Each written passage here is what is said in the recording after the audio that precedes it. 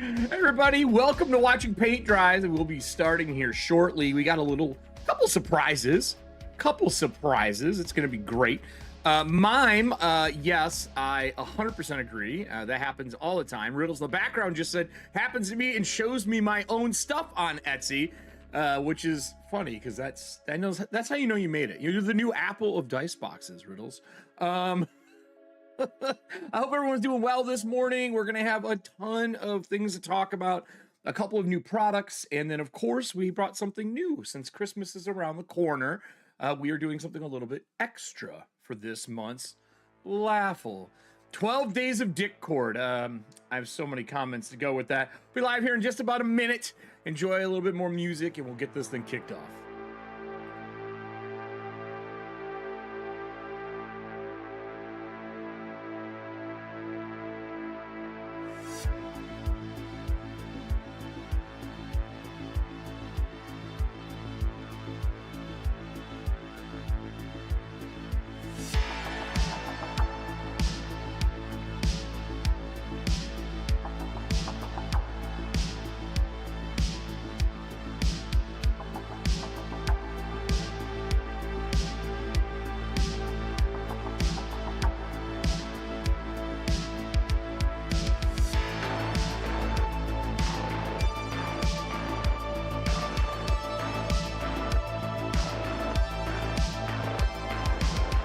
One heroic dice goblin has traveled through the decades, one day at a time, to challenge you to slow down, relax, and treat your inner goblin.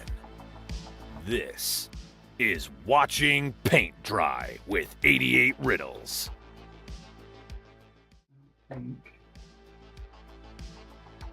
Feck off! What don't you need, Riddles? Feck off! What, are you missing something? Setting myself up for the day. Yeah. How you doing, buddy? Yeah. I'm happy to be here with friends. Let's put it that way. How about that? Yeah, me too. We didn't even get into my news today. My found out my mother has degenerative disc disease, multi-level. Ouch. Yeah, so she gets to do the hospital of visits. Never fun. Let me tell you what. She'll be all right though. She is a trooper. I've seen her been through, a lot worse things. You ever watch horror movies, Riddles? No, I've never seen a horror movie. Do you cringe like I do when people twist their ankles? I'm flat-footed. The idea of twisting my ankle is such a source of like cringe-worthy material for me. Like I always when it happens. Do you have that feeling when people twist their ankles? Is there anything like that for you? Honestly, eyes and teeth for some reason like creep me the hell out. Okay, there's some other people in the audience that I know it also bothers them for the eyes part.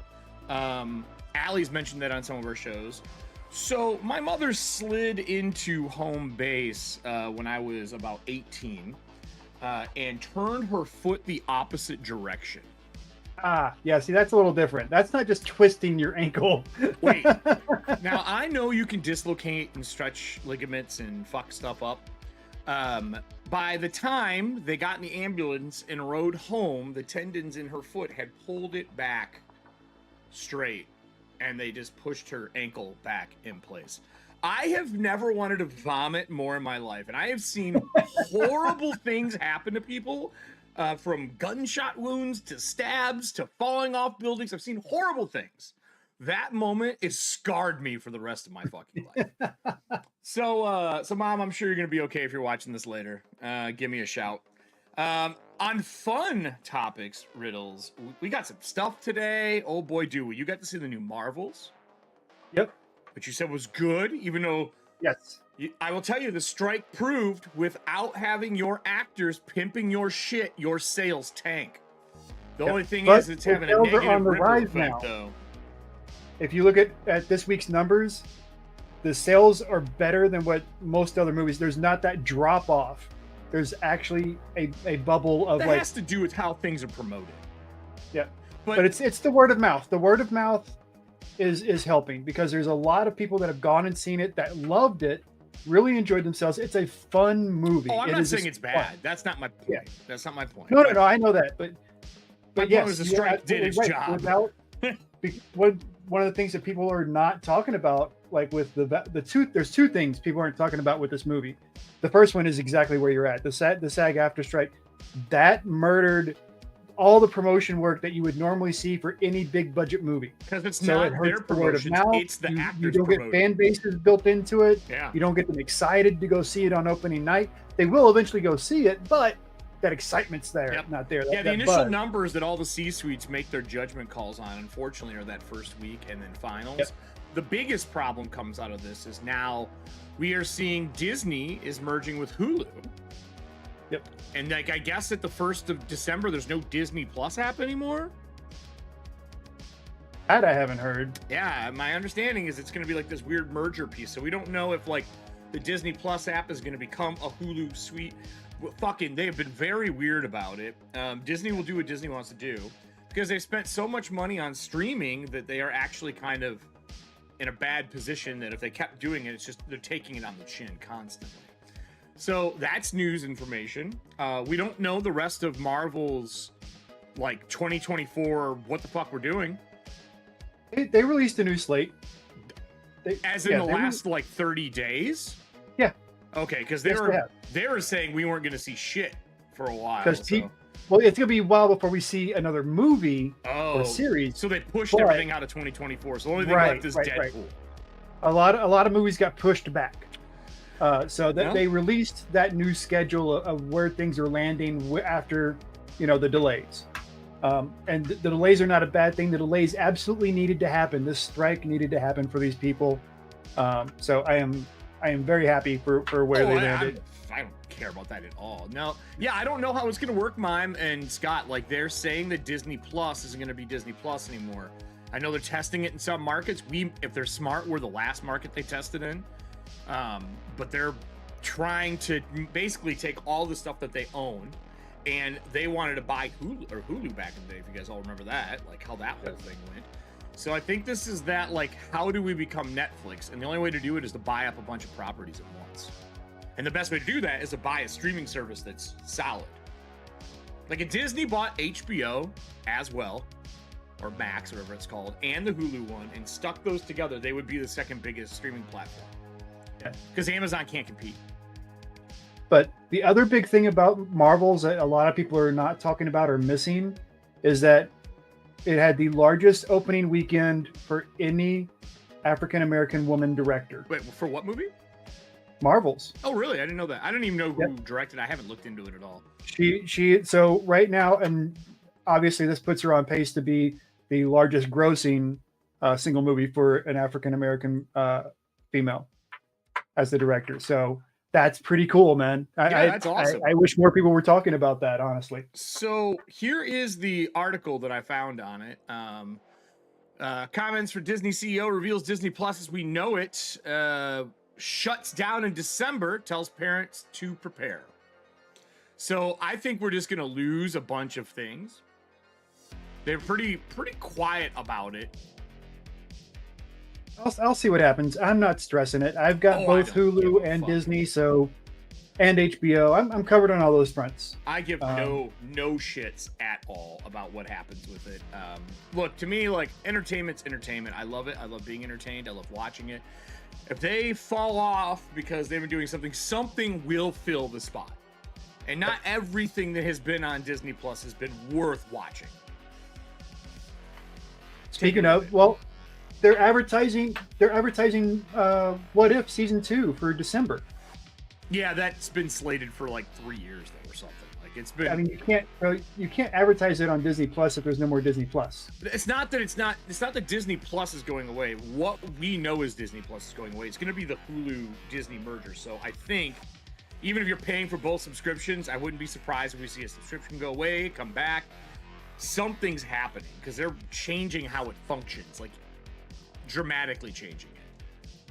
And this has been announced the beginning of this month or the second week of this month. I can't remember when it was.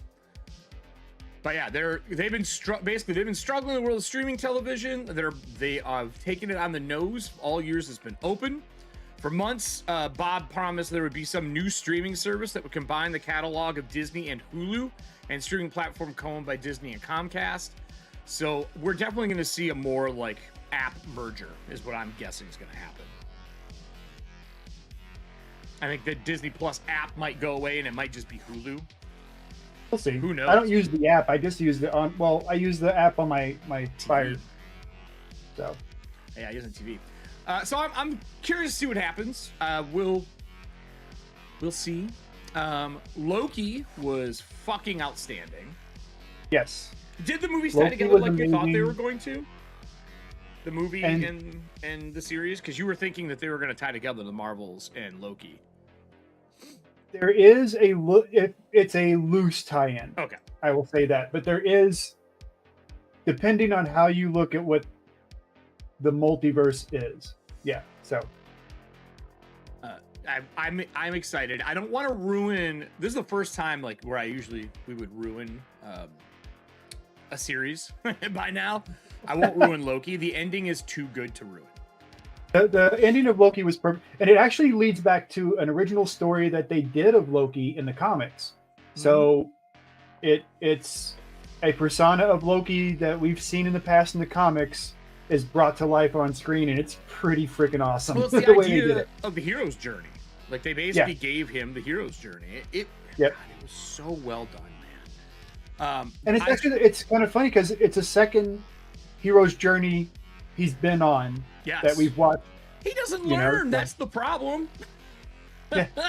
he's remember this version of Loki is before the first hero's journey he went through. So he went through a hero's journey. Yeah. Then his younger self comes back and he goes through a second hero's journey. I love the whole cast. I love how they had him like shifting through time. I love how the effects looked for it. I love that they said spaghetti, and just because they said it, everything looked like that. Even though I'm assuming it didn't look like that. That's just how they perceived it because it's how it was explained to them. They talk about spaghettification, which is oddly enough an actual legitimate word in physics. It is. It's just hilarious to me. Yeah, that they made I it look love like the that. concept. I love the use of the word. Yes, it was super good, man. It was super good. So we've got a busy month. Obviously, the box is on screen for what is up for auction. Sorry, for raffle this month. We have our lovely sword. I have something to say about that. You don't love the sword anymore? Well, no, I didn't say that. Some of the members of the audience have already gotten wind of this because I sent out messages on KOFI. But if you buy a ticket, even just one ticket, doesn't matter how many tickets you buy, any tickets you buy through KOFI, I'm going to send you a message on KOFI giving you an early access discount to my Black Friday, Cyber Monday sale. Nice. Well, here's that KOFI fucking thing. Yep. Which 2 people have already taken advantage of. One was Fem has already taken advantage of it, and Mayim has taken advantage of it. So that's 2 of the. I think there's only 4 people that are in that list so far. So, yes, if you buy a ticket, any amount of tickets, I will send you. And the discount for my Black Friday, Cyber Monday is 20% across the board, everything. Oh wow! So, okay. So that's a bit. Somebody's slipping in my DMs. Anyway. Welcome to my life, Riddles. Yes, if you buy a ticket, I will definitely get you that discount. Even while I'm away this weekend, I will be checking up on everything and making sure that everybody's taken care of. The only thing that's going to happen is I'll be, for Friday and Saturday, I'm shutting down shipping. Any next day shipping. Yeah, so because you're traveling, you're not going to be able to do that shit. Yeah. So other than that, the store is going to remain open to the weekend and all that kind of fun stuff. So let me, you know what to do. You know what to do. So we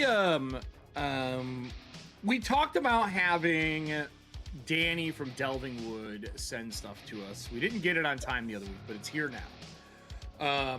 And this is a very different concept. I can tell you that I've played with the prototypes since they've come out. That's been years now. And these are a birch ply tile that is made to basically throw in like a Crown Royal bag, so that when you go play at a friend's house or play at home or whatever it is you do for your tabletop RPGs, these tiles, you quickly lay them out. You make dungeon tiles. Like, lay them out. They're durable. You can run over them. You can toss them around. They're laser etched. When I first got these, wasn't sure what the fuck I was going to do with them. And then once I had them, I just numbered the back of all of them. And at conventions, I bring a bag that has them in there. And this is how I generate our dungeons for running shows. Running games at tables. I've done it for Numenera a lot. I love those. Those are new. I don't have any of those yet. The big fucking encounter map ones, and they're multi-tiered. So a lot of people think of these as a flat space, but you can stack them to make your stairs. There's a lot you can do with them. Riddles is taking on the monumental task of trying to paint these motherfuckers, because Riddles, am I correct in saying we're gonna do two giveaways from the raffle this month? Right. So what we're doing is the sword. We're going to do one raffle with 2 drawings. So the first raffle will be for the sword, because we've had that going for a while now. Yep. And that should be the first thing that we auction. And that's with KOFI for that one. Not auction, but what's that? And that's KOFI for the sword, just like normal. It's KOFI, all the StreamLoot cards that play, all that. Everything applies to the sword and this. So what we'll do is, after we draw who wins the sword, we'll do a second drawing from the same list of people. Mm-hmm. We'll pull the one win out. Yeah, we'll pull the one win out. That way everybody has a chance at these guys. So, and as you see, I keep stacking on more and more pieces because, there's a lot of pieces to this. So because of that, there's going to be a lot of off-screen work that I do. Yeah. But I want to get core concepts down during stream and then apply it across all of them. So that'll be my personal challenge to get this done. And how I approach it and mix it, blend it in with all the other stuff I got going on. So anyway, that is the thought process. Try refreshing mine. I did it right when we were talking and the show started. Sometimes it takes a second when I have to swap the decks when I do it. So just hit refresh. You should be good. So what are you thinking for these? What colors are you thinking? We got this gorgeous box. Are we matching tiles to the box? Do you have other ideas? Are we going to roll random class and paint around the class? Stop asking. Give me an ant. Give me a minute. No. What I'd like is for the audience to give me a story beats for this. Mm-hmm. So what I need to know is, whose dungeon is this?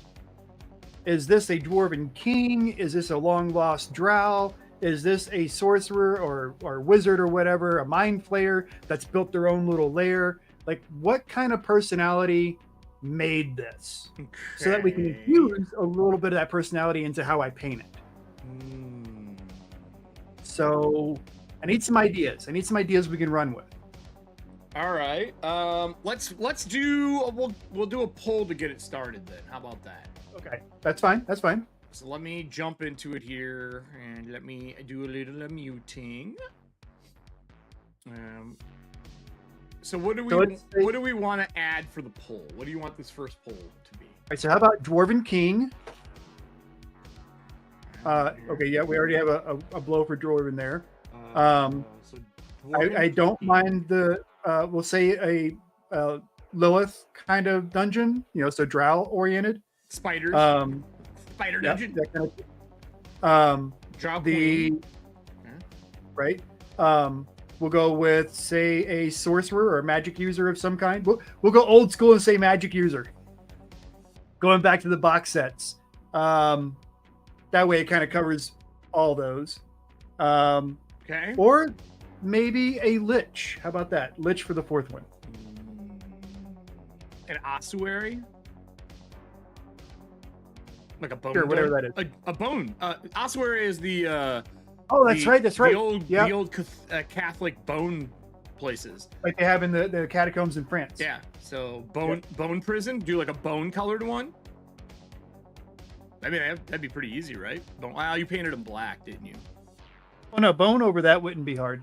Bone flooring, bone meal flooring, lich place. I like all that. Is there any other ones? We got 4. No, we have one request for orcs. Do we have room for a 5th? Can we do a 5th? I'd have to delete one. Let's just delete lich and do orc, and then if magic user gets pulled up, we'll decide. Yeah, and magic user could be a lich, so we can go that route. Right. I have a castle? All right, start the poll. Poll is up, everybody. Take a look at that and decide what you would like to do. I love that he made these, and they came because, if I remember correctly, he was a fan of Dwarven Forge originally, but the cost was just insane to him. Like, just getting into Dwarven Forge is expensive. It's not a cheap thing, and you really need a good space to be able to keep them. Yeah, and they don't travel that well. They don't travel well at all, actually. Yeah. Even if you have good cases for them, you're lugging around a large amount just for one table setting. Dwarvenite is heavy. Yeah. The Jay from Storm Bunny Studios owns. He may have almost every setup to a certain year, and he would bring them with him to conventions and set up these huge mega dungeons, and try to run people through them and see how far they would get and stuff like that. And it was cool, but dude. I fuck that. Like, I'm voting for Dwarven King. You're voting for Dwarven King? I don't get a vote because I run the channel. I have to go log under my other thing to do it. I think my vote would be, probably Dwarven King, because I've been playing Mines of Moria a lot, which is a fantastic survival Lord of the Rings game if you have not picked it up. Oh, so it begins. So begins the cards. So begins the cards. Before I look, I'm gonna assume this one is a Discord card. I'm just guessing. Why? Because it's mime? I don't even know yet. We had our first session for Campaign 2 for Athontia. That happened this week. It was really nice to be back in the setting. I'm still not 100% sure on the rules changes for PF2E yet, because we're still learning them, but I love being back in the setting. And pretty decent turnout for it. And then I put them all in a really bad position. Such a bad position that Drew fought with me on stream about it because he thought I was screwing him over, and I wasn't screwing him over. I was like, you just gotta trust me, man. You got to trust me. I'm GMing this. You got to trust me. So they're never trust a Frank house. So look, in all honesty, I play a very adversarial GM for certain shows. Some shows I'm not like that at all. It does depend on what I'm running. It is a persona switch. It is on purpose for the stream, just for some clarity, because I don't want people to think that is how I run all my games. If, for example, you played Living Athontia, for the ones we've ran for that, I don't run games like that the same way. It is definitely a choice to play that role for the show, because if there are cards that are for the players, I want you rooting for the players, which means I am the villain. We're still, though, telling a collaborative story together, but I got Drew so topsy-turvied, he was upset. And I'm telling you, it's because one role was failed that everything else is happening. And it's just a little tricksy thing, because we're doing the thing. I had to make the thing feel like the thing, and I got it. They're all fucking paranoid now. Have the thing feel like the thing, that thing, what thing? The things. Yes, you got it. The things. So, can you touch your mic cord? It's doing that little crackle poppy thing sometimes. No. Yes. It did. I know. I'm kidding. I was just responding to your no. So let's see, where are we at on the poll so far? Dwarven King is at 50. I'll leave it up for another minute. 4 people that voted. I think we only have 4 people here. I know, it's a quiet day. Oh my God, you got to paint flat again? Do you remember how to do this? What? You have to paint flat again? Do you remember how to do this? Yes, I remember how to do this. The part will be trying to get camera on them as I'm painting them. That'll be the fun challenge. Lay one down to center it up, and I can just let you know. Yeah. So, I'm going to be working more over here to do it. So this will be my main working space. So we can see just the top 2 tiles. It needs to go out further into the table, or the camera has to come closer to you. That sounds like a personal problem. I mean, look, in porn scenes, you got to move your leg. Can't block the shot. Dick cord gets in the way. Oh God! Oh yeah, I'm taking you guys for a ride now. That won't work unless I flip the camera. So hold on. You don't have to flip it. You just have to pull it closer to you or move your hands out further. Oh, there we go. It's a little better. Trying to work it around the mirror is the problem. If you go forward a little bit now, you got space. Like towards the wall. Yeah, no, that's clean. Yeah. Perfect. Good shit. So we're good. Yeah, And then this big piece, the adventure piece you were talking about, yeah. if we want, we can treat this separately. No, it should be a part of the set. Oh, unless like that encounter area is different in the dungeon. That's what I'm saying. Like you get through the orc part and you end up, in The this is the dwarven part part. that orcs took over. Yeah. And this is where the dwarves actually were, or vice versa, Yeah. Or You that's kind where of- they enter. Maybe the encounters where they enter and that's all the dirt and sand and torn up place. Or maybe that's the roads in a village. There's a whole bunch of shit you can do. Lots of options. Lots of options. So right now it is Dwarven. I'm voting Dwarven and well, so that puts us over the mark. Dwarven it is, good sir. Dwarven it is. How are we doing this today? Well, okay. I want to give dwarves are very earthy. We're going to use. I've already got I kind of lucky. I have a black brown as my dry coat, my dry base on this. So with a black ink undercoat. So we're good for that. I'm going to go. We're going to give this some brown speckling, some gray speckling, a little bit of blue speckling with Payne's Gray. Oh, by the way, my monument paints. I love my monument paints. You guys know all about that. You hear about it too damn constantly, probably, but I'm never going to give up on it. Never gonna go. They have a fluorescent line coming out on Friday. They have a what line? Fluorescent. Like neons? Yeah. Ooh. Yeah. Feel like I If need to it's paint as good some. as the others, like the paint other some glazes zinch. that I have, and yeah, this is going to be interesting. So For those out in the audience, I am curious. Oh, Danny's new shirts and stuff are up. I'm gonna put this Delving Wood in here just so we have it. There's Delving Wood. This is that we're painting right now. This is his website. There's 2 different bundles you can get. I think actually 3 now. 3 different bundles you can get. Do we know, like, how many of us play at a table anymore right now? I still do table play. I got every other Monday with my Pathfinder 2, Pathfinder 1E group. I've had an itch to go back to playing at the table again. I enjoy table play because there's a lot more camaraderie that goes on when you're at a table. Oh my god. That's true. We're going to get into it in a minute. I got a little conversation for us today. The first card that got played. What is the craziest excuse you've heard for canceling a game? I got my dick cord trapped in a window. Oh, fucking mime. Why do you do this to me? All right. You're an easy target. Let's get this going here. Mime.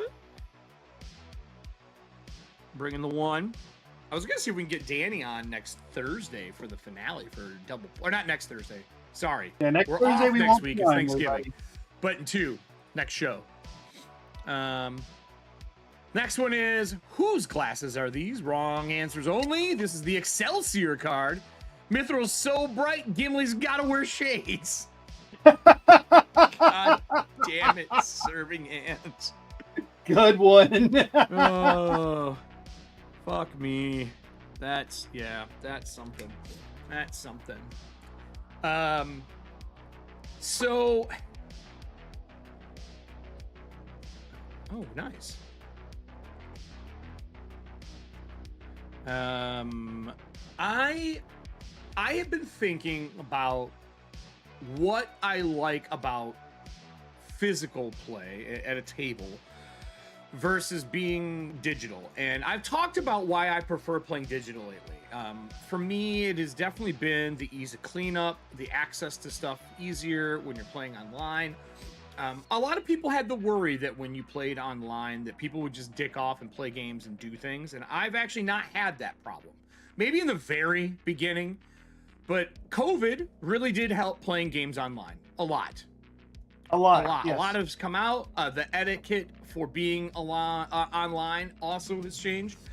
But I had more problems with people being on their digital devices at a table than I do online. You know, playing games, playing Candy Crush, shit like that at a table. Now, I came to a realization the other day that I don't think it's inherently being at the table that's the problem.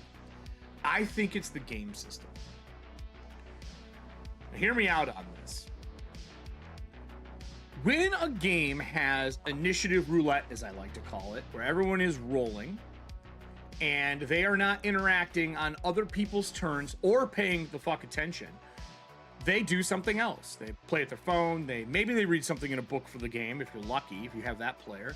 But usually they're doing something else because it's not their turn. It's a sit and wait mentality.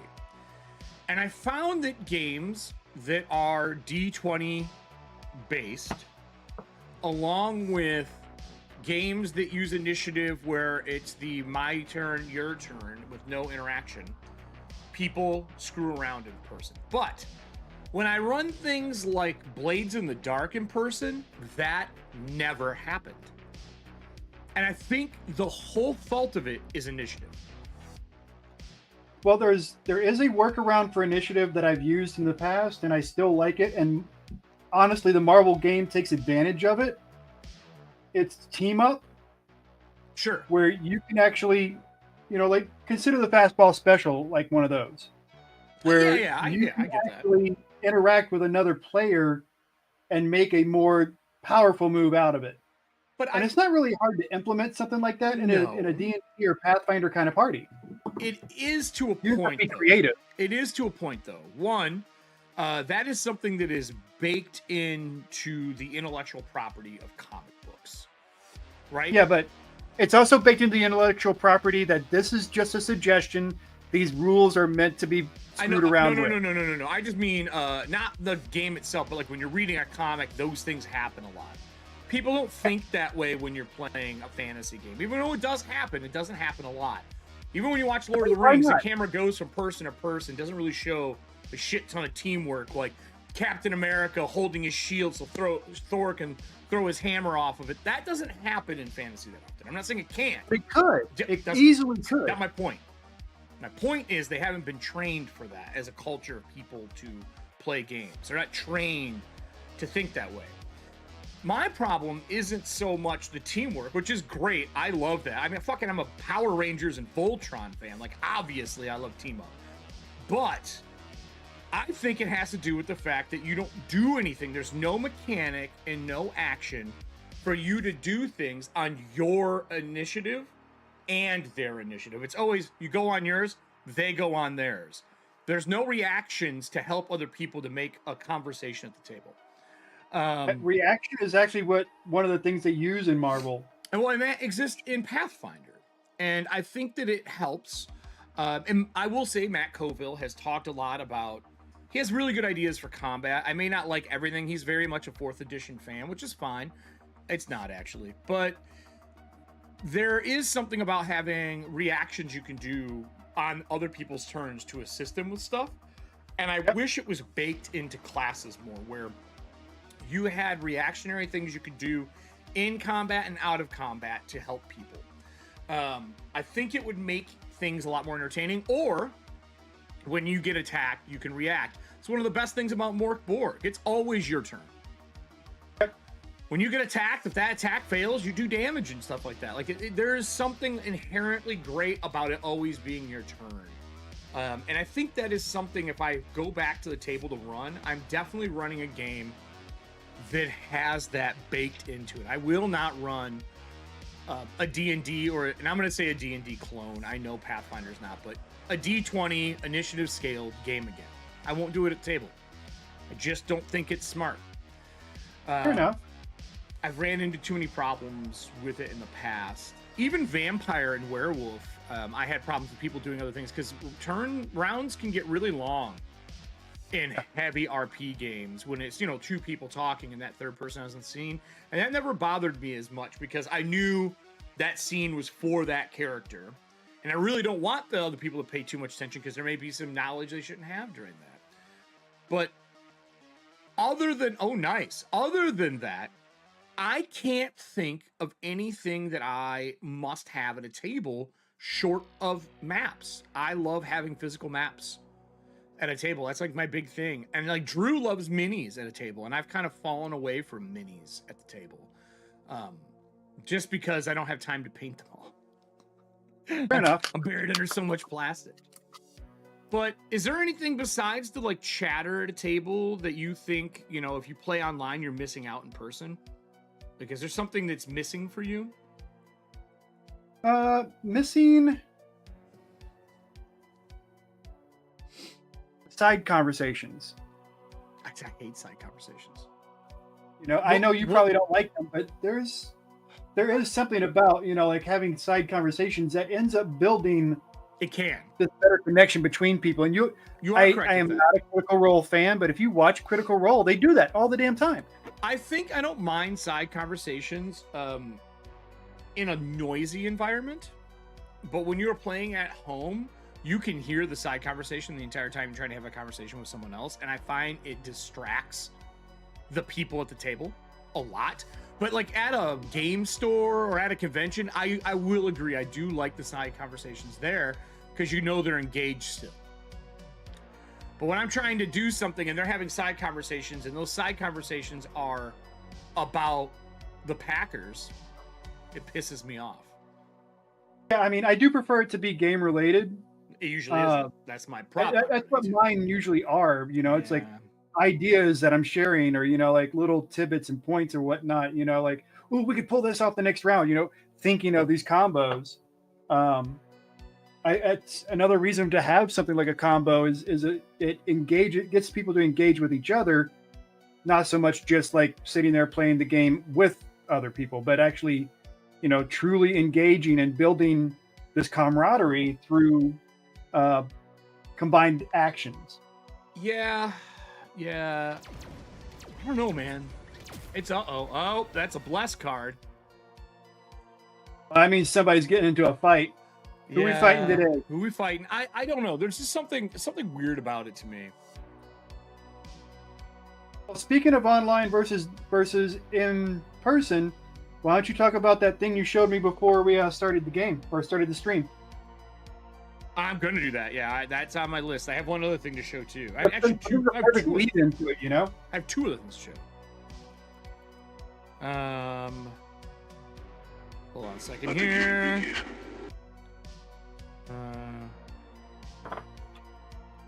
Pulling up something here. So this Payne's gray that I'm laying down, it's really kind of a blue gray that you would see like more so in the shadow of rocks. And the idea is to get a decent coverage in random kind of format of, you know, just dappling. Oh, okay. And then to go back in with a lighter gray in the same spots. Gotcha. All right, so serving hands, give us your bless so I can get your timer ready. Get that bless action. And then after your bless, we'll do our little roll off here. And then that bless will be active for 10 minutes for everybody else. Ah, hey, Jay, what's up? Who that? We were talking about you earlier today. I don't talk about people behind their backs. I don't know what you're saying. I don't know what you're saying. Oh, it wasn't really behind his back, per se. All right, we got a 3. So let me flip that over. Start our timer. I wrote down that we got a 3. What was the other card that was played here? That was our bless. I think it's a defend riddles card. Oh, do you have an advantage card? Do you want to play before we roll? Because remember, you have disadvantage and I have advantage for this one. For defend riddles? No, I don't think defend riddles has the advantage disadvantage, does it? Oh, no, you don't. I lied. This is just a regular roll. I was super excited. Guys, keep him in check, all right? Because he will try to get you over. All right. Here we go. Here's my D20 roll. I got a 17. Enjoy your life. Well, what was the bonus from the bless? I didn't hear that. Yeah, she got a +3. Oh, nice. But it doesn't matter when you roll a critical failure. She rolled a 20? She rolled a 1. Oh, hold on. We got to get the cards out. Yup. Oh, God. It warms my heart. All right. Go on. Nom, nom, Go into the lunchbox. Nom, nom, nom, nom, nom. Critical fail. All right. You did not succeed at getting your attack in, but were you fighting with the let's see dick if you can cord make me again? laugh. So, Yeah, you might be able to what make him weapon laugh. type That's were true. you using? This is your chance. What were you using to fight? What were you defending riddles with? You can make him laugh. If this card makes me laugh by your fumble, Hi, that Evelyn. could be. What are you using? What are the categories in it? Bludgeoning, piercing, slashing? Actually, it doesn't matter. What were you fighting to defend Riddle's life with? What do you think was the smart choice to make Riddle's laugh? It's melee, ranged, natural attacks or spells. Yeah, basically just pick an item and we'll slap it on there for you. Don't you worry. What would you be fighting with? Were you using the dick cord? Were you using the old dead horse? Were you shielding his body with an edging pattern? What would you like to use serving hands to defend him so we can get Did your she critical die failure? after being beat by you? Is that what's going on here? I don't know. I think she's sobbing in her coffee. Are you crying Don't in cry your in the coffee? coffee. It waters it down. Yeah, that's why you don't put ice in it unless it's already cold. A toothpick. Good toothpick. Okay, well that gets you one because he laughed. Which is kind of appropriate because a toothpick is not a two-handed weapon, and the listing is flick of the wrist. You can only attack with one hand on your next turn. She has a toothpick mace. Thank you very much. It's a toothpick taped to a Folgers can. Toothpick nunchucks. Toothpick taped to a Folgers can. That is quite the mace. If we were playing a game where it was like small creatures fighting, that would be a wonderful weapon. Toothpick Yes, it would. with Yes, a it Folgers would. can. All right. I see Mime played one as well. Which is Mimes? Is this a defend riddles as well? This is a defend riddles as well. You got a +3. Let's go. 1d20. I would say that earned her I gave raffle her entry, though. laugh. You did get a good laugh I got there. a 14, Mime. A 14. Anything's better than a 1, so you automatically do better defending. A 4, though, isn't good enough. I am still in the lead here. Wow. Yeah. You're kind of dominating today, dude. I don't know. I don't know how I feel about now that. they're gonna be like, it's because you rolled first and you took the good stuff. I want to roll first. That's what's gonna happen next. Watch it. No. What's gonna happen next is you run the stream. You get to pull the. You get to cheat. You're cheating. There's a separate code that you're using. There's not. It's the same code. I worship the Digi Dice 4 times a week. They gotta help me sometimes, right? The Digi Dice have an attitude today. Oh, we're back. We're back to the serving hands is coming in. She's mad. Uh-oh. This is the good one. There could be only one. This is the one I was looking for. You get 1d8 entries if you beat me on this one. I'll even let you roll first. Remember, you're at disadvantage, but you have a +3 to your lowest roll. I'm an advantage for this. Unless you have an advantage card. 2d20. I'll even let you roll first. I'll make you feel safe. We're shattering your hopes and dreams. Like a parent that says you can't go to the college that your significant other is going to. True stories from real people. Let's see what you get. I'll roll mine. I get the higher one. There you go. Be happy. I rolled a 2 and a 4. You got a 12 and an 8. An 8 plus 3 definitely still beats me. Roll your D8. That's how many entries you get from that lovely defeat. I don't feel defeated. I still feel pretty happy. All right, get your D8 in there. These are your entries for the month for the good old There Can Only Be One. Speaking of there can only be one, I'm so excited that they're making a new Highlander. So excited. I know you've talked about it before. So excited that Henry's playing it. And I'm really excited they're even bringing back some of the original Queen music for it. You know what I'm excited for?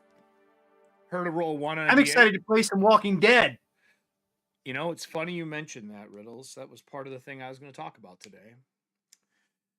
So did you get your copy? I got my digitals, and then there's something special coming from Free League. Why do you get the special stuff?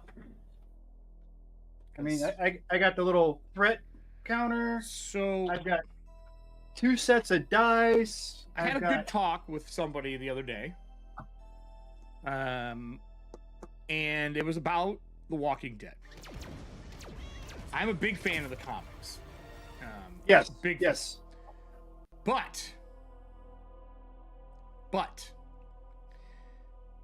I stopped watching the show when they got to the zookeeper. I just fell out of love with it. It jumped the shark so far for me at that point. I just couldn't do it anymore. When what? When they got to the guy who had the tiger, the zookeeper. Oh, I didn't get that far. Yeah. I quit when they brought in Lucille and killed Glenn. Oh, I hated Glenn's character. I was fine with that. I love Glenn's character. I don't care what you say. I got Negan. I was fine with it.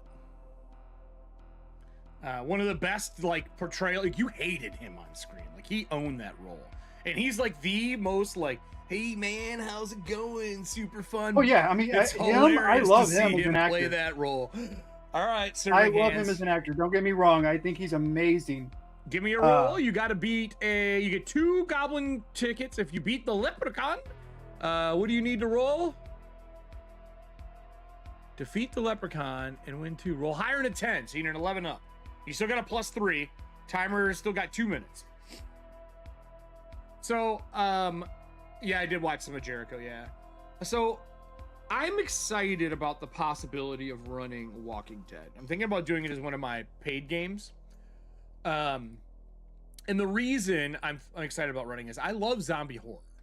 I really do enjoy it. Natural 20, that leprechaun got punted over the rainbow. Natural 20 means a crit card, good sir. Yep. So I'm excited to run it. I have not read through all the mechanics. I'm filming a series. I started it yesterday, diving into building a character for it. Because when I looked on YouTube to find people talking about it, the only reviews that I saw for it were from 8 months ago and 5 months ago from the beta, the demo piece. Yep. And Tiger Season was my last. I need a weapon type for that critical. No, same thing. Folgers came with a toothpick. Same thing. It's the perfect weapon to fight a leprechaun. I'm taking all your gold, bitch, is what she said. So yeah, I'll count that as melee. All right, so well, nope, that's gonna be. Do we want to count it as piercing, slashing, or do we it's count got it a as Folgers can tape to it. Right. So which end are you hitting them with? The Folgers can. Okay. Gotta be. She said I donkey kicked that leprechaun to the next dimension. No. Wait till you hear the crit. That's an understatement because the crit is soften them up. Oh no. Quadruple damage. And the target must make a DC 16 con save. Ooh. And if they fail, the target has disadvantage on saving throws for the next 2d4 plus 2 rounds. Wow. Holy hell. Well, I will tell you that leprechaun's not coming back around. Our bless card is now gone. That was the end of the bless card. I got good blesses out of that. You guys got a lot out of that. So anyway, I'm doing a series for YouTube for reviewing the product. I'm excited for it. I like the art. I have not went through the rules yet. I'm going to build a character. And then I'm going to do a remake of that character live. And not live, recorded. Put that out. I'm going to go through how I would build out a state to run it in, because the only state they give you is Georgia. Yep. That I remember being in the book. There might be a second one, but I think, or it might be Virginia and Georgia actually. And I think you can take it and build it out for your local state very easily. I did this. Oh yeah, for, easily. You just need maps for it. It's all you need is you need maps for it. I did it for Mutant Year Zero. And back on G Plus days, I even made a way to make Mutant Year Zero maps with Photoshop layers, and you just dropped your art in. And I may do that again here for this. It's pretty easy to do. And Wisconsin is the fucking mecca for zombie movies, so there's no reason to not do Wisconsin. So I think I'm gonna make one of those and kind of show people how I would run it. Put a couple videos together for that, because I do really like the idea of this. I feel though that this game came out way too late. Yeah, I do feel that, but I think there's enough. Just diehards. Zombie fans in general. Yeah. Fans in general will gravitate to this. Yeah. It's not as much about the show as it is about surviving a zombie apocalypse. And I know. And I'm sure you can amp it up as much as you want. Yes, I will say the show disappointed me. The series disappointed me, and I do agree with the person I was talking about this. There was not enough zombie combat in some of the seasons of Walking Dead, and Agreed. I feel like they took the Lost approach, where all they wanted you to do was to be on your edge of your seat constantly, and that style of storytelling for TV became very prominent after Lost, where it's like next episode, next episode, next episode, next episode, next episode, and you're like 6 in, you're like, will you fucking do something? And that's what happened to me with Walking Dead. I think they did kill characters off. There were new darlings. I do enjoy that part of it. But I just felt like I constantly was like, God, will anything happen this episode, please? First season didn't feel that way. Second season didn't feel that way. And then it just kind of started going that way after a while, where you knew it wasn't going to be good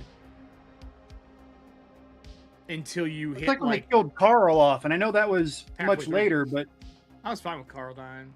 Even though he's great in the comics. They had to kill in him. the comics, he was the narrator. That kid actor is one of the worst fucking actors of all time. I did not enjoy him in that role at all. I will agree with that. And I think there's a consensus about that online, because that's why he's used in memes so much, I think. I don't think that's why. But that character's a badass in the comics. And just that kid could never capture that. Or at least the way he was written could never capture that. So, yeah, it led up to mediocre's payout of violence and gore. Mediocre. I agree, Serving Hands. And yes, Jay, Walking Dead Wisconsin rolls off the tongue. I agree. Wisconsin is gonna be a fun one. So I think I'm gonna do that. I'm gonna put together the maps. I'm gonna put together how I would GM it, and then I'm gonna take it from there. And in December, since our channel is only me on in December, and maybe a special. We're talking about doing a special. I'm going to put up a paid game of Walking Dead to run some Walking Dead for whoever signs up. So I think it'll be fun. Nice. Yeah. Bring back Joffrey. If Joffrey would have owned The Walking Dead, he'd have been using people as fences. Let's get diabolical again. Yeah, I'll tell you what, man. No one liked Joffrey. He did own that role.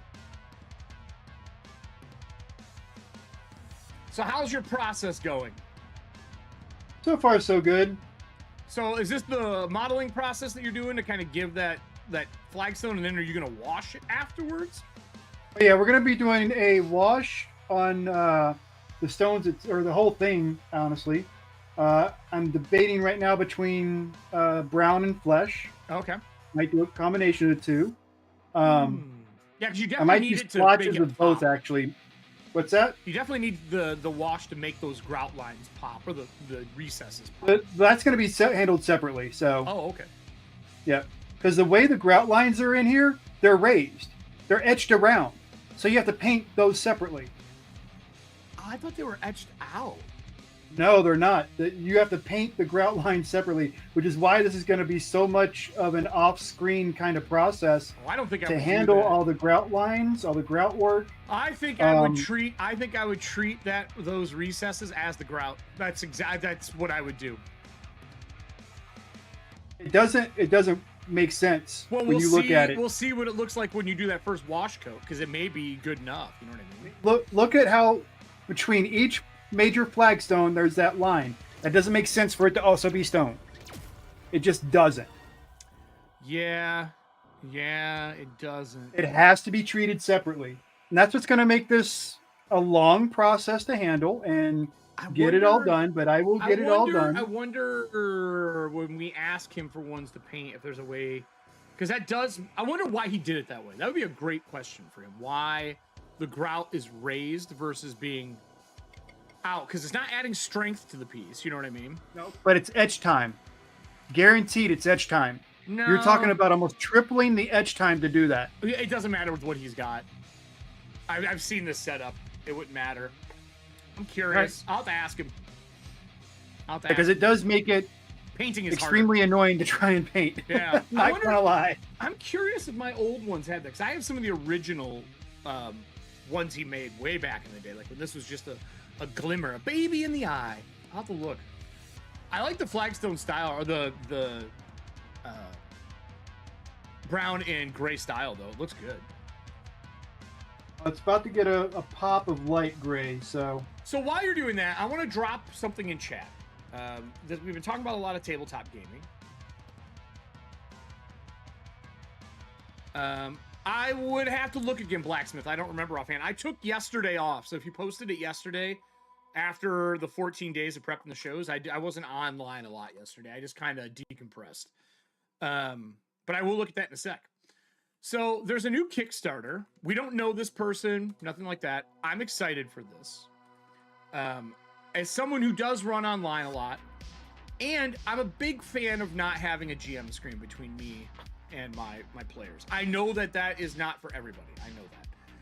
I really liked when Monty Cook Games made playmats that had the rules around them. And Riddles and I have talked about that in the background because he makes playmats. But it's cool because everybody has the rules they need for simpler games there. I would love one personally for Blades and Blades. With that said, if I pull this up, there is a new, I think it's called Amsel Suite. It's a Game Master Swiss Army knife. It is a digital piece. Now, I'm not going to play the full video. I'm just going to kind of scroll through it because it's a lot. You can watch on your own. I shared it for you. But they make it so that they put all the coding in and did everything, but this allows you to build your perfect GM screen. And they're going to have pre-written ones as well. But I'm thinking these are all drag and drop containers for you to organize your notes. I fucking love this. Also, it looks very Star Trek, which makes me happy. But when you scroll down, they show kind of what it's going to look like and how everything's draggable. You can move, you can sketch your maps in them if you needed it. And if you're using a tablet, a Surface, or an iPad, this is genius. If they have a way to bring in PDF information, this would be a next level GM screen in my eyes, because you could literally use it for anything. But there's even, look at this, there's timer modules, there's inspiration list modules that you can make, fucking flowcharts built in, which is what I want more than anything else. I use flowcharts for all of my games.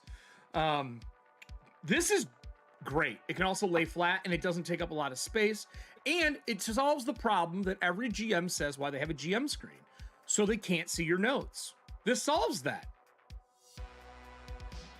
It's all in one. So I'm excited for this. This is something I may back. It's a pretty cool project. It's a pretty cool piece. I want to see more video on it. So I think I'm going to reach out to this group and say, hey, how much do you have done? Can we showcase this? Do you want to come on Corpse Talk? I think this would be a fun guest to bring on for that. But anyway. My question is, do you all use GM screens? Riddles, do you use a GM screen?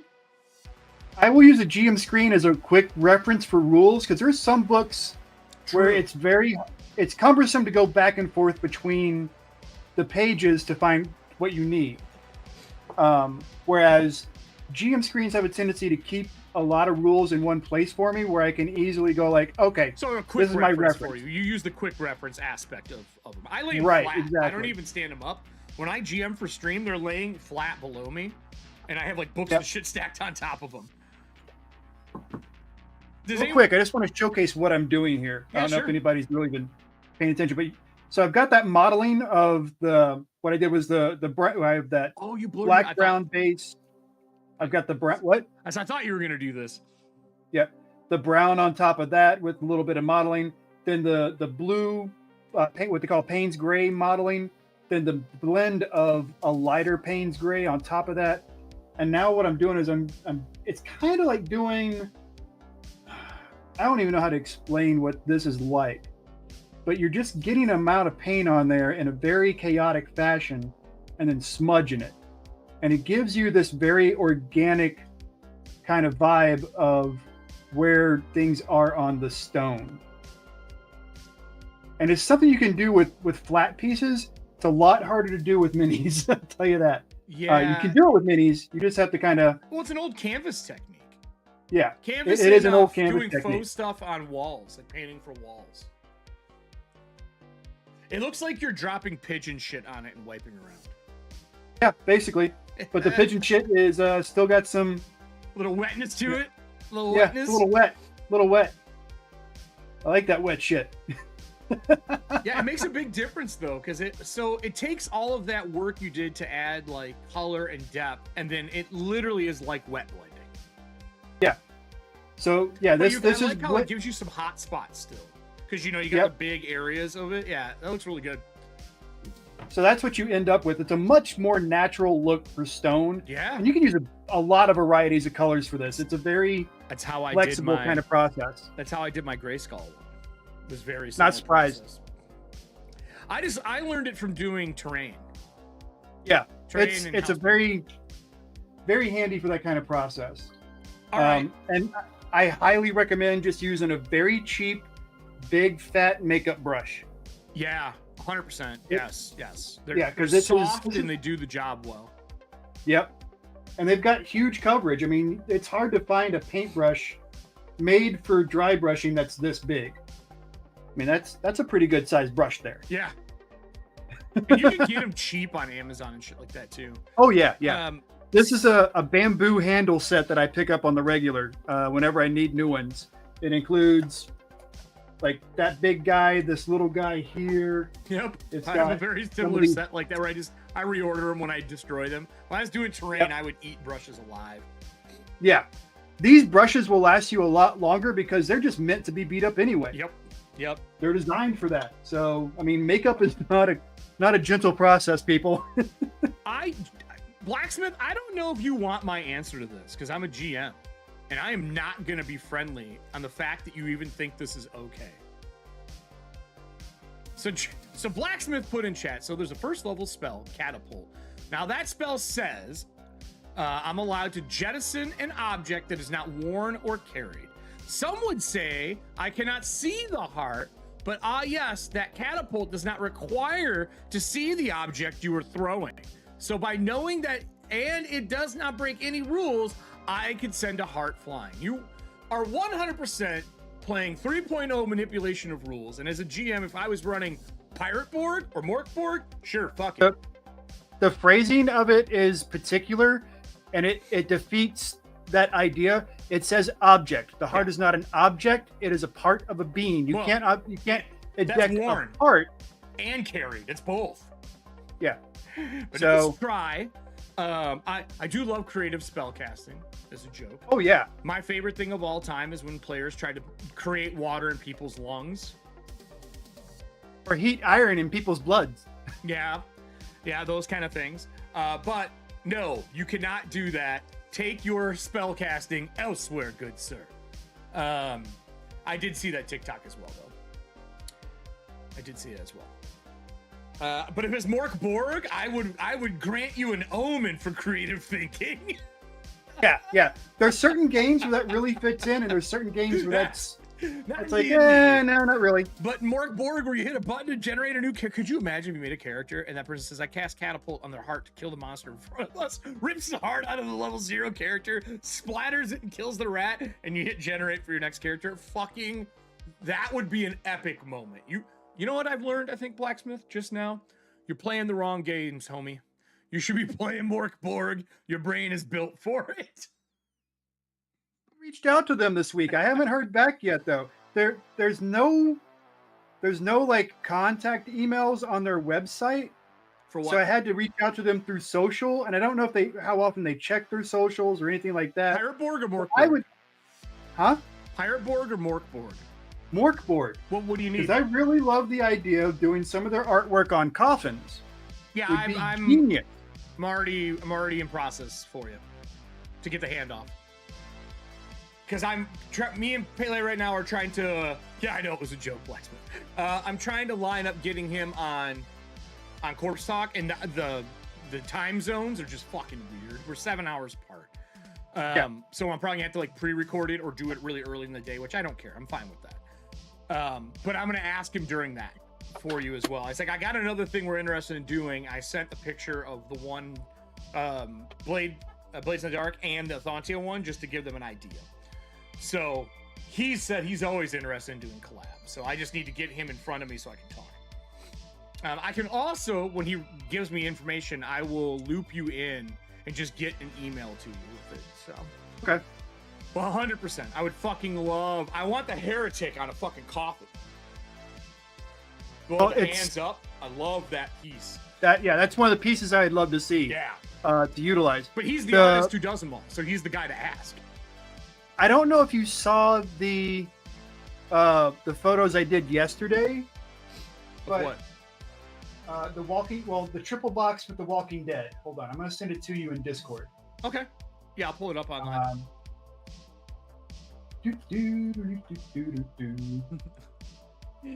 Yeah, Blacksmith, it's interesting concept until your GM goes, no, absolutely not.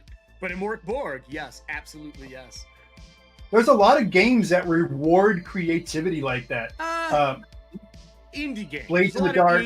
Blades in the Dark, you would have to give me a pretty good explanation. It'd be a hard roll. Because it's something you could set up during the planning part of 100% a ritual. Oh, like I am making a 4-part clock on this person to make this spell, and I'd be like, let's go. I mean, come on, I let Athena let it rain blood and blood lightning, and it was all coming from the ground in our live show. So absolutely, I love Blades in the Dark. God damn it, man. Yeah, it's a great game. I love it, and it's kind of funny because like the sales on the crypts have picked up, or the boxes and crypts have picked up recently, and most of them are going to Germany because they just released in Germany like last month. Let me get. Oh, dude, did you make this? Oh, make what? Oh, never mind.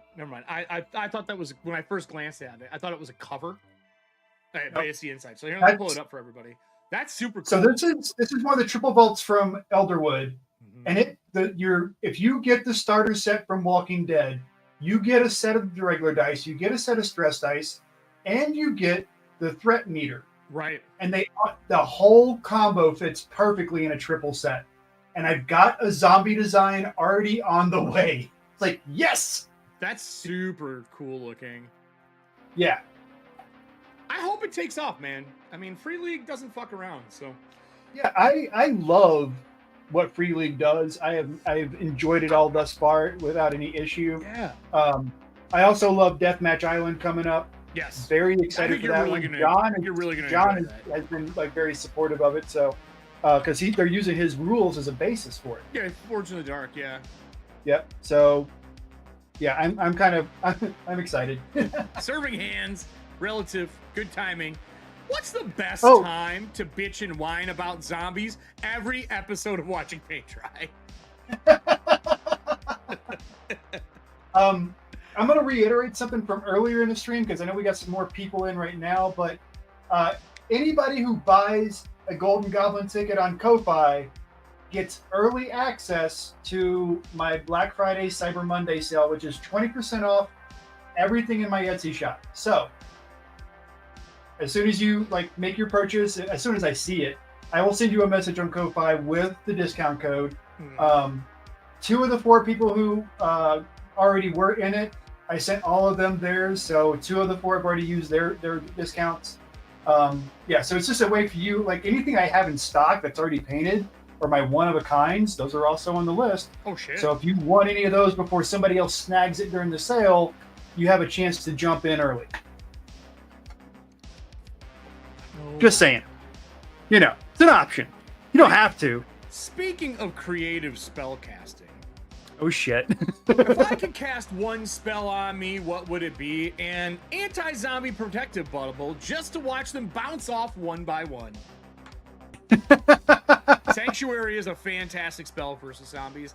I have had a scene in Athantia where they went into a crypt that they had been to before. The person they were chasing cast a spell, raised a bunch of zombies. And I mean, like, at least 100 were down there. Like, everybody in this huge old crypt. And they cast Sanctuary on themselves and walked through. Oh my god. That was the most tense section of just walking through a dungeon I have ever seen. And I remember vividly, because we were playing it online, I put a 30-foot thing of light on them. I blacked out the whole map, so all they could see was a 30-foot.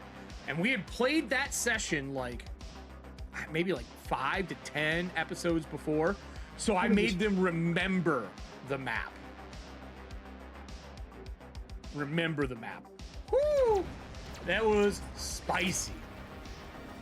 Spicy. Got another one here. Who's your favorite and why is it Jay? He owns more wrecked makeup brushes than I do. Yeah. It's true. It's true. He does. He very much does. I wouldn't say that. I because like once they're wrecked, I get rid of them. So I don't actually own them anymore. Well, unfortunately, Blacksmith, I would tell you that the haste magic in time, or haste is what you're thinking of. Your body becomes hasted, which means your heart is also okay with being hasted. Nice try. Nice try. But superhero games, absolutely. If you're the Flash and you want to make someone's adrenaline spike so high they have a heart attack, and we're playing The Boys, sounds like a great idea. Sounds like a great idea. That's one thing that, like, I've already started reading the Kang one, and what I liked about it was that they give you a lot of like inspirational options of how to play the what they call. There's 6 issues in there, and the issues combined form a graphic novel. Which are you talking about Walking Dead still? Or Kang? What? Talking about Walking Dead or Kang? What are you talking about right now? Kang. Okay. Kang. Gotcha. Which the naming of it, calling it a graphic novel does kind of annoy me as an old school comic collector. Why? Because if you're combining 6 issues, that's a trade paperback. Oh, okay. I guess. Fuck. Whatever, nerd. It is. A graphic novel is one big book that was written to be distributed as one big book. It is one big book, though, isn't it? No, I'm talking about in comics. But it's not a comic. They're saying that you have 6 issues, so each adventure's an issue, and those 6 issues combined are a graphic novel, which is not accurate. A graphic novel is like Killing Joke, where a thicker book written as one cohesive story to be published and reproduced in one book. When you collect multiple issues, it is a trade paperback. Well, okay. Anyway. Wait. Are there rules in there besides the comic? Like, besides the individual adventures, are there also rules in there? You mean rules? Like, is there special rules for running it? Is there a section that would not be considered the issue? No, the issues are self-contained. But is there anything in between those issues before or after? Like how to run the game, some tips and tricks. Is there anything else in that book? Because if so... You're not understanding what I'm saying. I do understand. I am telling you... I'm not talking about the book itself. I know you are, Jay. I am talking about... I'm talking about how you're defining it. If there's extra stuff in there, they use the right words because it's a bigger book than 6 not issues. Not this book. I'm joking. Fucking calm down, man. I'm joking. I know the difference between the two. This was released in multiple issues. I know that. This was released in multiple issues. I know. And they collected it into one book. I know. This is a trade paperback. I understand the fucking rules of comics, man. I'm fucking joking. You're getting too nitty gritty on me. I'm just being honest. But anyway, as Peter David's column was titled, "But I digress." Oh my God, I missed that. That was one of the if you ever get a chance to go back and read an old editorial, oh my God, "But I digress" is great. Anyway, let me get back to my point. Are they going to put them out separately later? Do they just do it in reverse? No, they're not going to put them out separately, but you can either use pre-generated characters. Yeah. And the pre-generated characters are different for each episode or each issue. Okay. Okay. Or I don't know if I like they that. suggest maybe everybody create a character for each issue. And what this does, what this does is it sets it up to where if you ever run another issue at that rank level, you already have a character made. Yeah, that's true. And you're kind of making your Hall of Justice or your X-Men or your themed style. I could see a cool session 0 of making all of them. Do they give you any guidelines for like what kind of characters you should have for each one of them? Like, are the teams like, this is a fast team, this is infiltration, or is it just power levels for each issue? It's just based on power levels. Gotcha. Have you read and then the third option that they recommend is doing what you would want to do, which is to take one character for each player, make the character, so everybody has their own one-of-a-kind custom character, and then you build them up throughout the whole thing to where by the end of it, they go from street level to cosmic. That's kind of cool. That'd be a cool way to learn the system. I mean, I guess the first version is a test of character creation, and the second version is tiering up or powering up and playing through. How is the adventure? Have you read much of it yet? I haven't had a chance to read much of it yet because of everything that's kind of gone on. I've been kind of distracted. And read it on travel? I don't know if I'm going to take that or if I'm going to take any of the Walking Dead with me because I'm kind of curious about both. And I feel like Walking Dead's going to be an easy thing for me to pick up because of how familiar I am with aliens. Yeah, I don't know how the stress mechanic works or anything like that. I'll know tonight or this afternoon because I'm getting ready to make character and stream. Or not stream, but film it. Well, you won't know about stress until you actually play. I'll do a test for myself so I can explain the mechanic. Yeah, because there's nothing in the character creation for stress. I'm filming all 3 of them today, though. I'm filming 3 different pieces, so I'll know it all today by the end of tonight. Like, at least enough to be comfortable with it. Actually, tonight and tomorrow. I'm filming tomorrow as well. I'm basically making some short form 15 to 30 minute content for YouTube so I can use a second part of the SEO algorithm. Spicy lunch drama. Yeah, no, this is normal. This is normal. Jay Riddles and I argue at least once a month about something. At least once. We're not as bad as radio disc jockeys, but it's close. It's close. I think we would be boring if we didn't have. Oh my God, yes. Like some kind of friction, you know? Yeah. Look, this isn't church. So. And the thing is that we are very capable of disagreeing on shit all the time because it happens all the time, and yet it doesn't affect like our connection with each other. So Serving Hands, can I rephrase this one to really tilt him? Oh shit, what'd you do? What 2 races / creatures would you like to see a mashup for? She said graphic novels versus comic books. I say graphic novels versus trade paperbacks. Fuck both of you. Oh my God. Oh. How's your painting going? All we can see is your knuckle. It's going well. I'm sorry. I'm just trying to. Ooh, look this at is a you. more. So I was gonna ask and I forgot. Do you think you could use paint markers for this part? Would it make it quicker? Since it's a defined I've used paint markers in the past, and one of the issues you have with paint markers is that it can be very tricky to control the flow. Oh, because you gotta dip them flow all the time. If you press too hard and you flow too much, you're gonna get shit down into the cracks that you've already painted black. Yeah, I'm used to using them for miniatures where you dip them and you wipe them immediately, and you wipe them on a hard surface to take off the bubble. You know what I mean? The extra ink. If I was gonna do this, I would suggest like or with a light color like this. I could easily probably take some of my art pens, Yeah, not necessarily paint markers, but art pens to use on some of this. That'd be kind of cool. That looks really good though, dude. Are you at least happy with how it looks?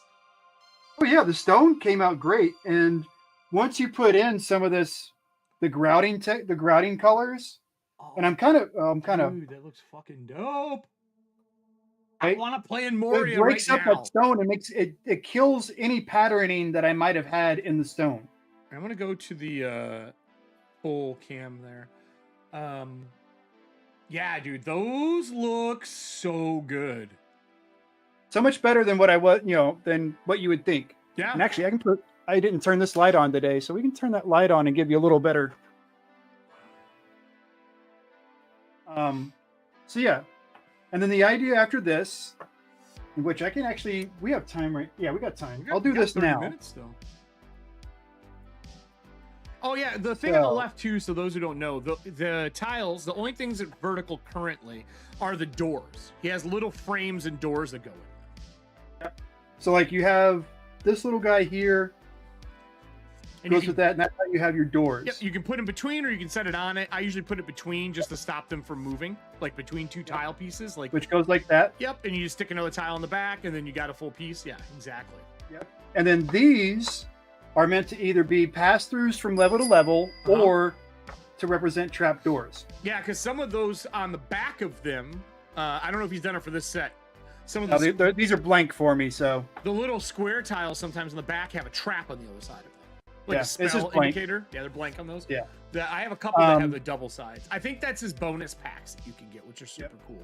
And then like this is something he illustrates in the video fairly well. Doing a piece like this, and then using your squares to build stairs and levels. Yep. Yep. And you build up your platform for you going up levels. Yep. And a lot of times I use these on top of a dry erase map. So like if I have ruins, I use those for like the areas that are still surviving around. And then I draw in the middle for like the forest or the pond or whatever it is, and I lay them on top of them. They work really well because they're like Duplo blocks for fucking terrain. I during my therapy session, I brought this up that I was doing something different. And I told her it's kind of like Lincoln logs. Yeah. I mean, it's made of wood. It's not plastic. It's a good, solid wooden piece. But instead of building a cabin, you're building a dungeon. Yes, it is, dude.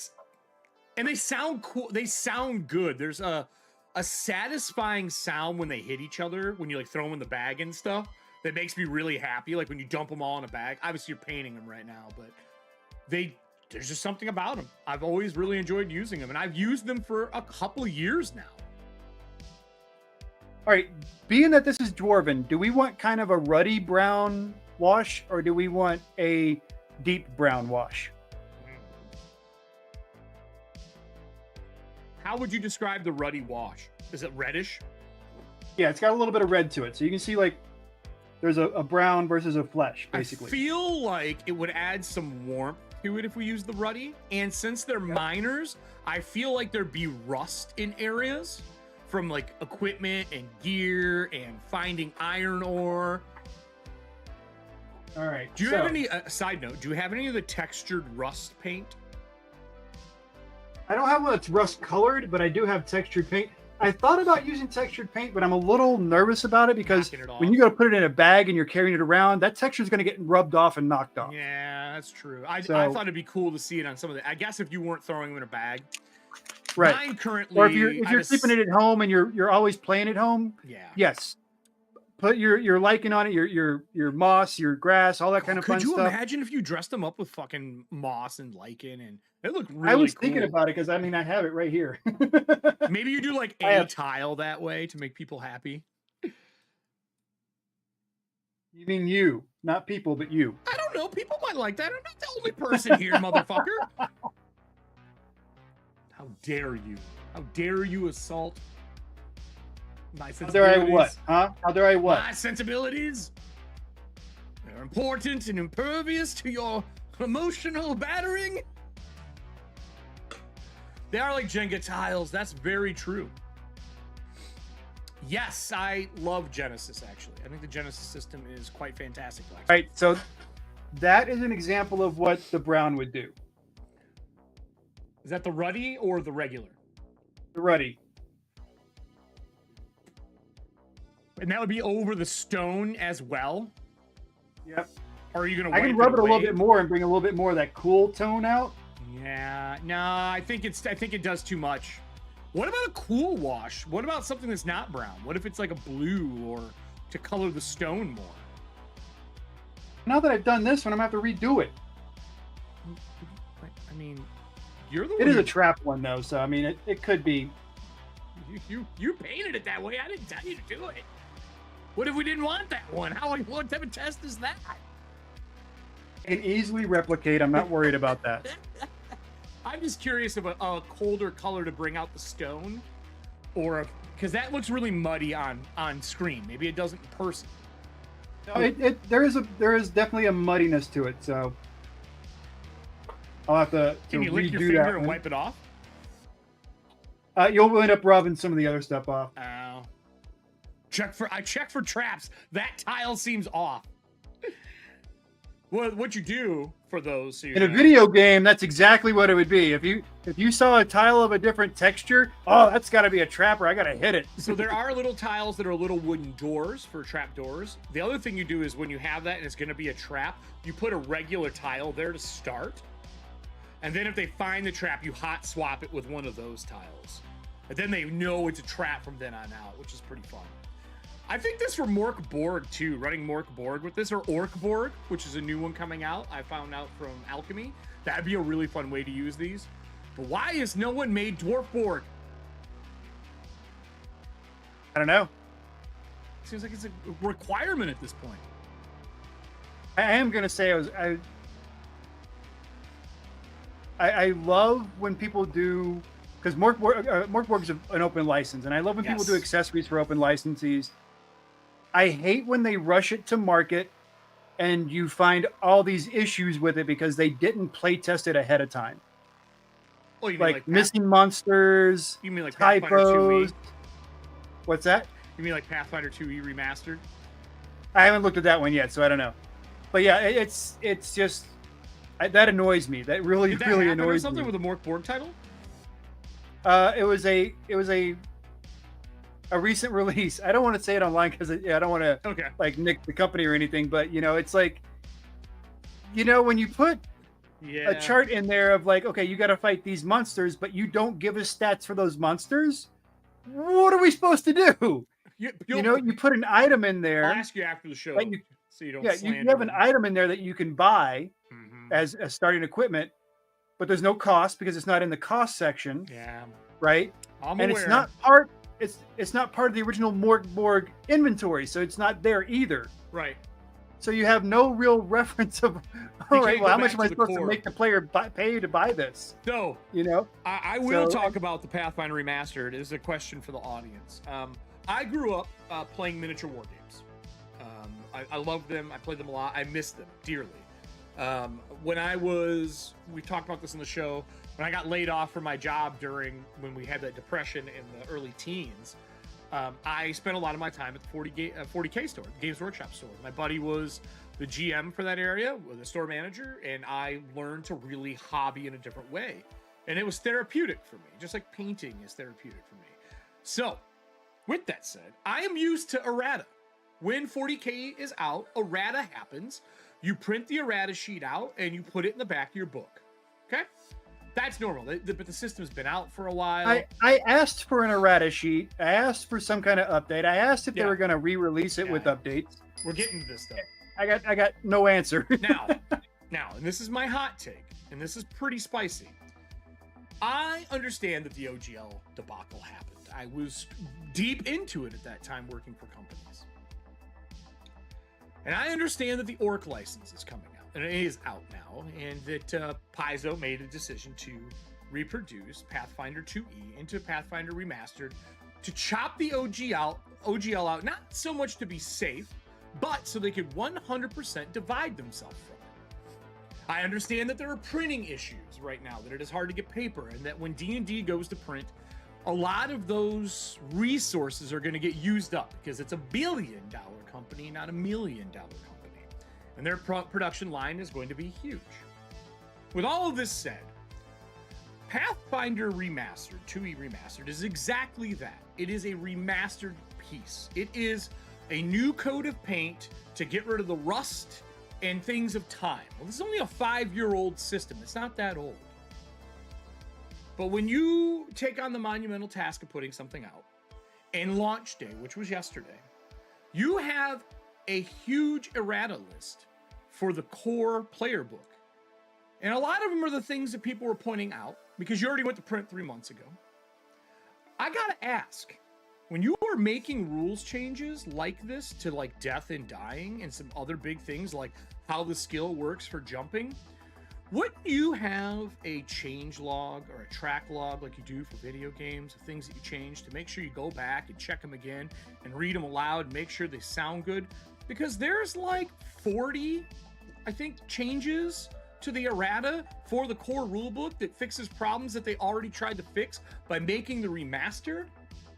It's fucking insulting to me as a purchaser that you think that that's okay. It would be different to me if this was Pathfinder 3. That is a new system, and you put it out to the world, and mistakes are found because a whole bunch of people are playing it. That is not the fucking case for this. This is the same problem, to not harp on them anymore, when 3.0 made 3.5 for D&D. And that was the same shit, if anyone remembered that. They rushed out a 0.5 version because they needed to change shit that was a problem, and that 3.5 had a bunch of fucking errors in it. Guys, come on. Come on. Scott, that's not the question, though.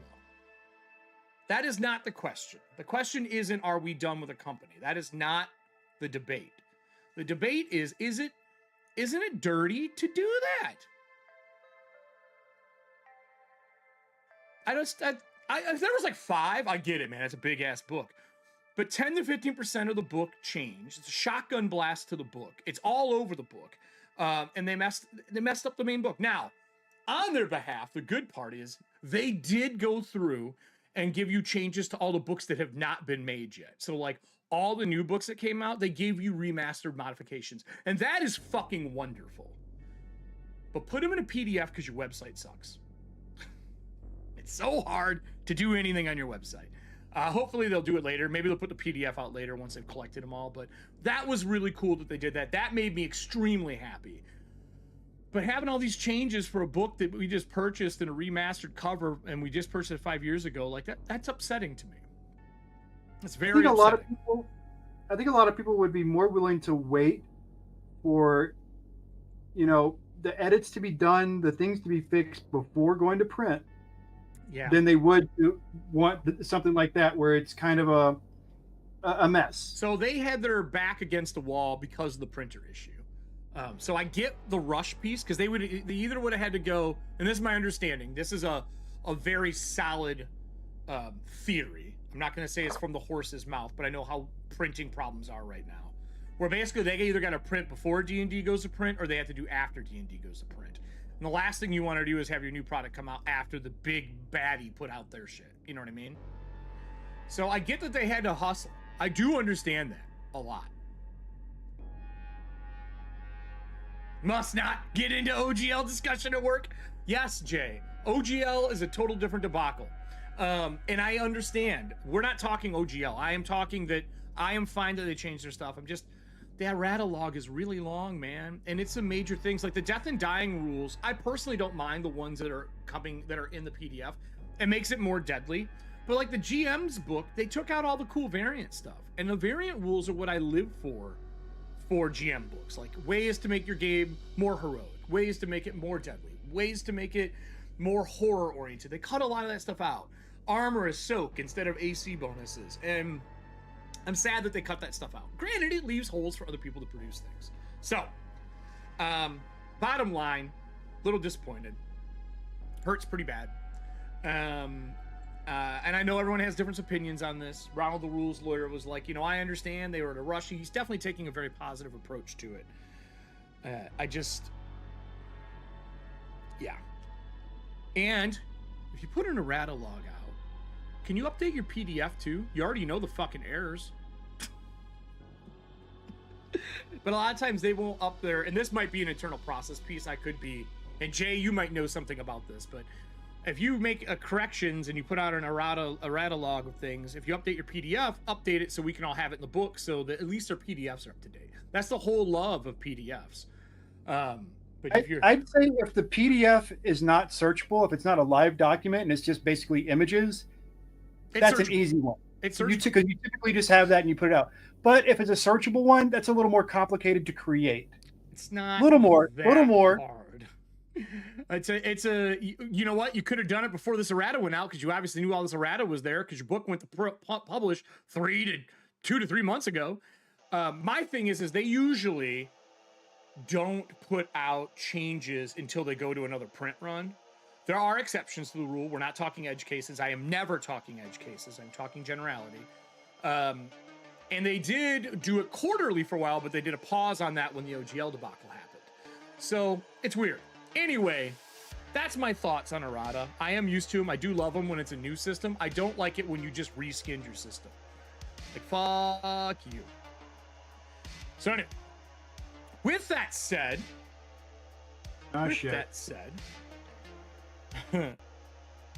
mine was going to lighten the mood for us.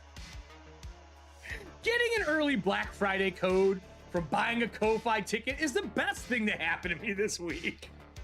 Aww. Thank you, mine. Changelog, yeah, I know. Yeah, I know. I can hear it already. I know right now Jay's at work, typing away, going, motherfucking OGL. I can hear his brain, and I can hear him saying, I'm talking to Eric tonight, fucking OGL. Like, I can hear the conversation spinning up. The next one. No, Mime. I don't want this. Do it. What color would your lightsaber be? A muddy brown that's been given a good rub. I'm not rubbing a lightsaber unless it's through someone's body. I'm not. And it burn it up anyway. Oh my god, dude. Salt of the earth. Yeah, so are you doing anything? Are you guys cooking for Thanksgiving? I know you're gonna be out of town. Are you doing some cooking and Thanksgiving? No, I'll be back in town for Thanksgiving. We might go to Mom's. Oh, okay. And just chill. You know, we'll make something simple and hang out, play games. Usually it's going to be either backgammon or Uno, something like that, you know? Yeah. I haven't had people over for Thanksgiving in some time. I am off, and Jen's actually off for Thanksgiving this year. I don't know if we're going to do a small turkey. I'm going to grill it. I love doing I'm not a big turkey fan, but I like leftovers, and I do like grilled turkey. Like that day, fresh, it's great. Leftover turkey to me can be okay with gravy or stuffing and shit like that. It can be fun. But I like fried turkey. I like a couple years ago when I made ramen out of the leftovers for Thanksgiving. It was fucking wonderful. Oh yeah, I could see that. So I'm tempted to maybe do that again. It's just very time consuming. Very. Now, spatchcocking a turkey and grilling it's fast as fuck. If you have to cook a turkey this year and you want to make it quick, oven or grill, spatchcocking. I've said this every year, but I'm telling you, you are cutting the time in half just like you're cutting the turkey in half. Trust me, it's one of the best things you can do, and it presents better if you ask me. So fucking good. So where are we at, Riddles? Well, all that time I got these two pieces, this and that. Yeah, but grouted. You're perfecting a process, though. No, this is just getting the grout done, not including this one here that I got to redo. So, yeah, this is gonna be a long, tedious process to get. How many pieces are in this set, so the audience knows for putting in tickets and shit? Let me pull back, get it lined up a little better there. Okay, so we have those. We have 3 of those. We have 1, 2, 3, 4, 5 of those. We've got one split path. What's a split path? We have- It's off screen. Can you pull it down or put it on top of some of the other ones right now so we can see it? Bring it down. There I'm you trying to look at my go. the screen. I got you. The split path is one of my favorite things he added to the sets. If we move this over like that, It's like packing a fucking U-Haul. yeah. And then, you know, obviously the door to go into the door frame. So that's kind of the whole pieces. And then that one on top.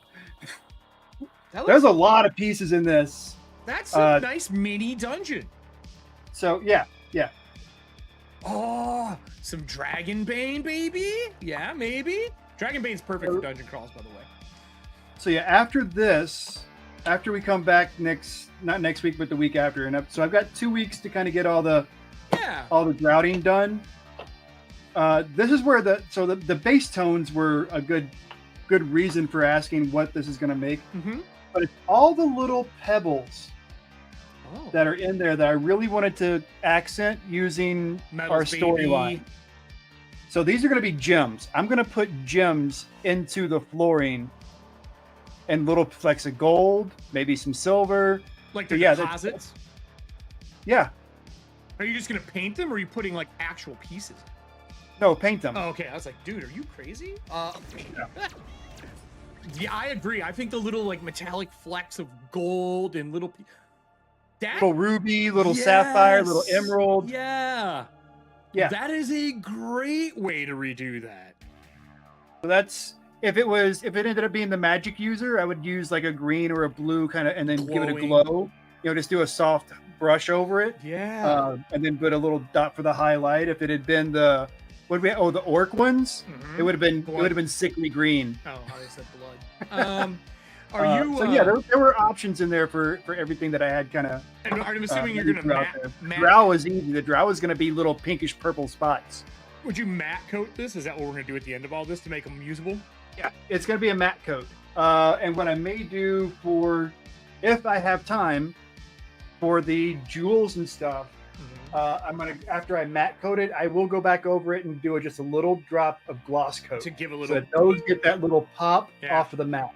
Yeah, dude. Whoever wins this month, I'm gonna be honest, I'm a little jelly because I fucking love that box. That box is so gorgeous. I don't know many boxes that have that wood grain. That is just. It's the only sword I currently have in here that's painted. I have one unpainted one left that I haven't done anything with. So I have, there's that one. But yeah, everything, all the other swords, mine bought the last available sword this morning. Dude, I will say, I love all the unique one-offs you've been doing. They look really good. And it sounds like they have been definitely flying off the shelves better, being unique. They've been successful. And I honestly, I'm going to take just one moment for this. I haven't touched on it greatly during this, but the guy who passed, my friend who passed, he's the one who got me to understand how story behind art works. Oh, okay. These are that kind of process, and that's why I asked for the story for the dungeon. How about a story behind the piece, like giving the swords different identities and personalities and powers? That's what he taught me way back when and kind of brought forth in me. So I'm getting back into doing one of a kinds gives me more of that flexibility to do things like that. And I'm really been loving it. And it's just so mind blowing, the coincidence of me getting back into that frame of thought. And then he passes. Do you find that having the story makes the process easier in the long haul? Because I do. Not the process so much as the not the physical process. No. The mental process, like picking colors, doing that kind of stuff. Yes, having that idea ahead of time and really trying to give it a character before. Like it's like I know some people will buy a mini and then make a character from the mini. This is the opposite process. This is where you make the character and then buy a mini. Or you go to Hero Forge and make the mini for the. Yeah. Well, we got a Hero couple of Forge cards left. I like Eldritch Foundry. I know Eldritch Foundry is overseas, but I mean, Yeah, they're good too. they've I mean, made some beautiful minis so far. So totally different art styles too for the sculpts. Yep. So we got a couple cards left. Let's get these through before we end today. Move your mic over to now that you're sitting over here. sorry. Rule of cool or rules as written. It doesn't matter. It's whatever the dead horse decides. God damn it. Okay. But did they use a coffee can with a toothpick? That's true. That's true. It is. And it's what serving I hands. want that to be. I need somebody to write up that weapon for me, and give it powers and everything. I want to know what the hell that thing really Hoss is. And what it Dungeon does. Scribe. Hoss makes all the cool cards for Dungeon Scribe. He's the owner of Dungeon Scribe. I should ask him if he can make a Folgers on a tooth or a stick. Is probably better than a toothpick. A Folgers can on a stick. Yeah. Next one. What's that? A Folgers can on a stick with toothpicks coming out of it. Oh, a spiked Folgers can.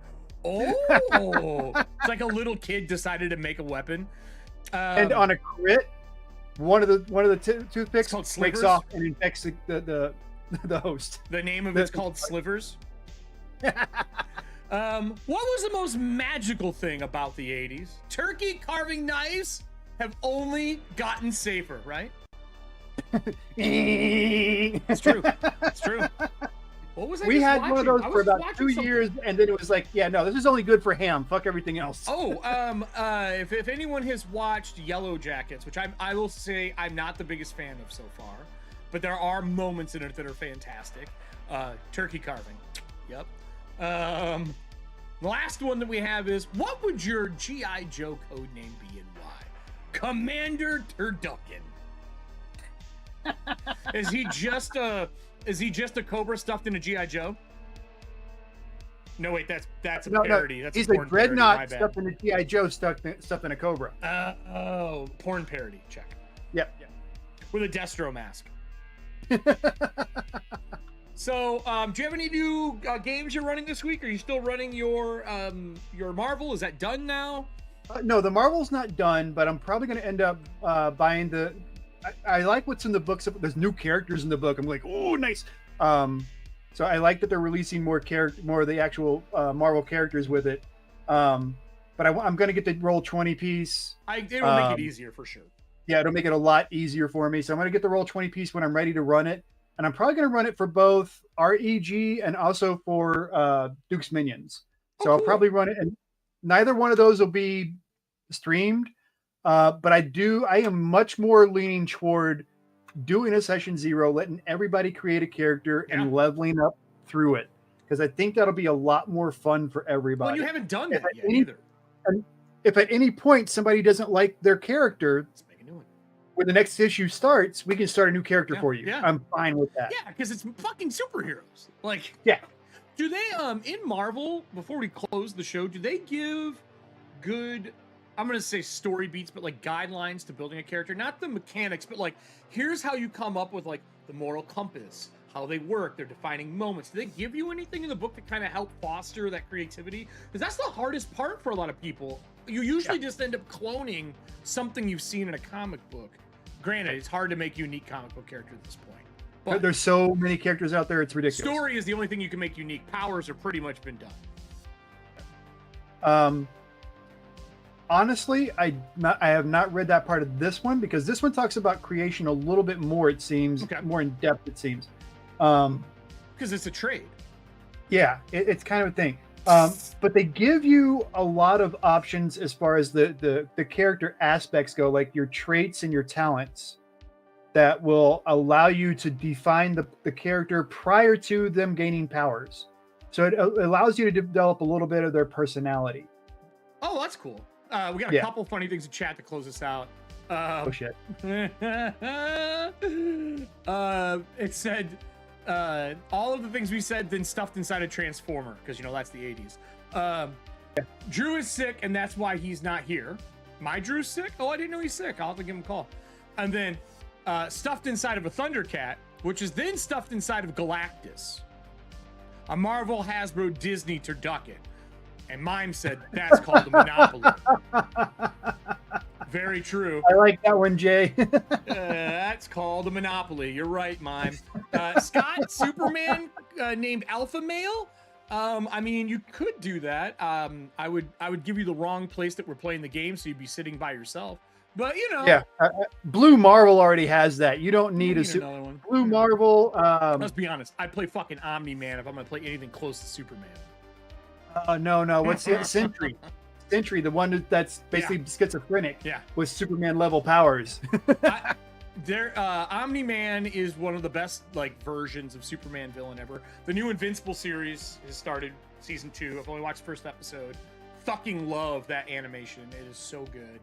And he's also in Mortal Kombat now. Omni-Man is, and he does the train scene in Mortal Kombat for Fatality, where he holds him fucking in the train as the train's driving through.